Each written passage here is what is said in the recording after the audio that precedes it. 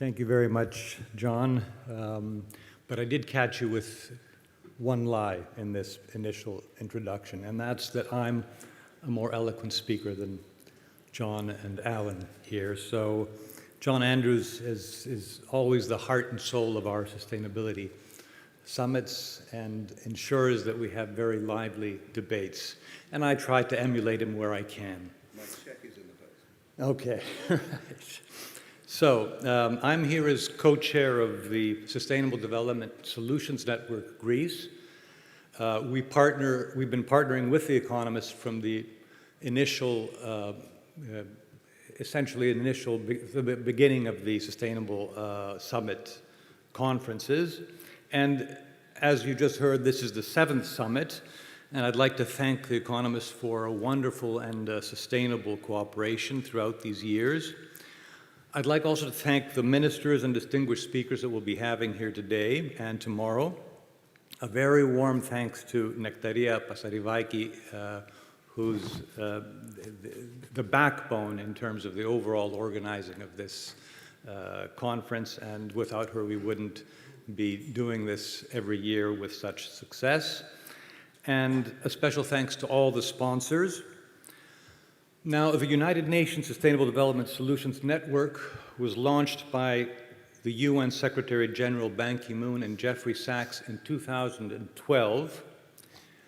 And its objective was to essentially set up a network of academics that would engage with the business community, with civil society, with governments, in order to ensure that there are knowledge-based practical solutions to achieving the Sustainable Development Goals. His experience from the Millennium Goals showed him that in order to actually make progress, this would only take place when the networks existed, institutions existed that had viable solutions to take these forward. Now, SDSN Greece has 6 years in its existence. It's a chapter of the global SDSN, and many of the themes of the conference are areas of our research, policy, and educational activities. Now, as we begin this conference, I am mindful of the weight carried by our collective experience over the past years. Many introductions to conferences in the recent past often begin with a litany of crises. And last year, I used the term polycrisis, not my own. This was coined by, I believe, Adam Tooze, to underscore the complexity of navigating a world simultaneously being essentially facing numerous pressing challenges.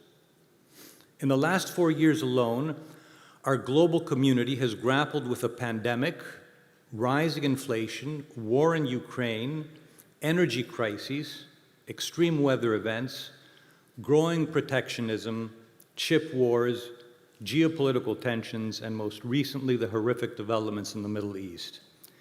This period has also been marked by the emergence of a powerful advancement in artificial intelligence, epitomized by the likes of ChatGPT, leading to a sudden awakening to the threat posed by unregulated artificial development. I was just saying, last night we had a discussion, I was saying that up till essentially ChatGPT, I thought we had reached a stage where we wouldn't be surprised anymore by technological developments. It's been such a part of our life. But truly artificial development and in my case, ChatGPT and what it means really awakened me to the potential threats and, of course, the positive elements coming from that. So there's a real shift in terms of what we're seeing now in the future. In the last few years, amidst this backdrop, achieving sustainable development becomes a formidable challenge. The concern arises that short-term priorities may drown out our long-term interests, especially in times of crisis. The root of many of our crises lie in decades of unsustainable living, consumption, production, and governance. Sustainability would be a challenge in times of relative calm, but within the tumultuous polycrisis we find ourselves, two critical questions emerge. How can we achieve sustainability in times of crisis? And how can sustainability foster cooperation and peace? Let us delve into the second question, which is the very theme of our conference this year. At first glance, it may seem innocuous. After all, isn't sustainability about cooperation and peace? While these are central aims of sustainability, achieving them involves overcoming challenges that threaten cooperation and peace. The necessary energy transition demands a socio-technological revolution within a very short time frame, unprecedented in history, which is altering the landscape of winners and losers, as seen in the tension between carbon-free stakeholders and the fossil fuel-dependent world. However, our common interest in saving the planet and securing our future makes sustainability the key to cooperation and peace. Environmental and climate diplomacy has shown that sustainability is not just an end goal, but a means to foster global cooperation, even in the face of conflicts. As an example of the promise sustainability holds, we've witnessed leaders coming together for COP28 amid ongoing geopolitical tensions. The strategic thaw between US and China we just witnessed, capped by the Biden-Xi meeting last week, was certainly made more likely by the need to forge common ground on climate action. The energy transition itself demands cooperation and justice. The Gilets jaunes serves as a warning that the costs of transition must not fall disproportionately on the weakest. Despite seemingly insurmountable challenges, there is reason to hope. So I'm trying to balance a little bit what the difficult and dire picture that was just presented by John. The world has produced vaccines, addressed global inflation, and taken steps towards ambitious climate change commitments. In 2015, it looked like we were headed towards 3.6 degrees Celsius by 2100. The recently released UN Global Stocktake for COP28 says that we are heading towards 2.6 degrees Celsius increase by 2100 based on current policies. This shows that we can make a change, though we are still perilously off track to meeting our target of 1.5 degrees. And as you mentioned, John, many scientists are increasingly alarmed that this is becoming an impossible task. Our situation may be dire, but compared to a decade ago, we stand in a better place.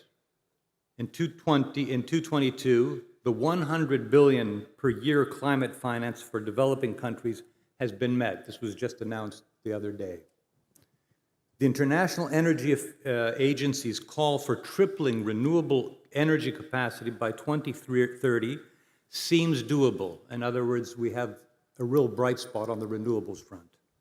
However, contentious issues like the global phase-out of unabated fossil fuels and the loss and damage fund loom ahead.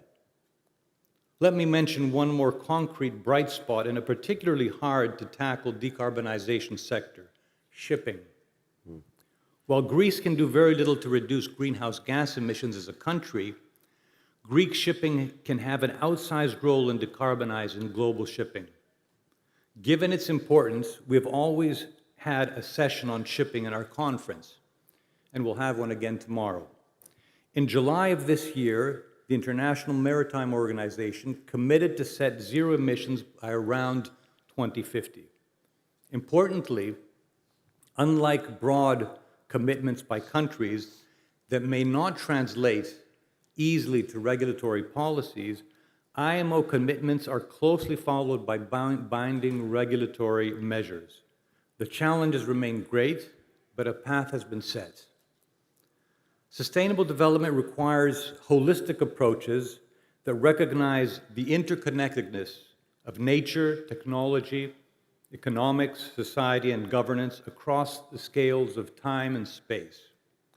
We are seeing new forms of governance that are moving towards these holistic approaches, whether this is the European Green Deal and climate law that demands that all new legislation considers climate-related implications, or ESG-driven corporations that look to integrate the value of nature and society into their value measures and accounting.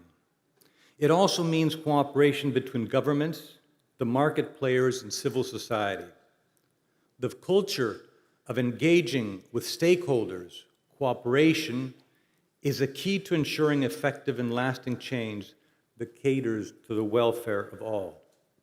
Cooperation begins with conversations, understanding interests, values, and areas of mutual benefit.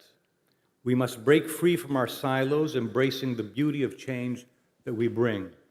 Today, we gather here to be a constructive part of this critical process. Thank you for your attention, and let the dialogue and collaboration begin.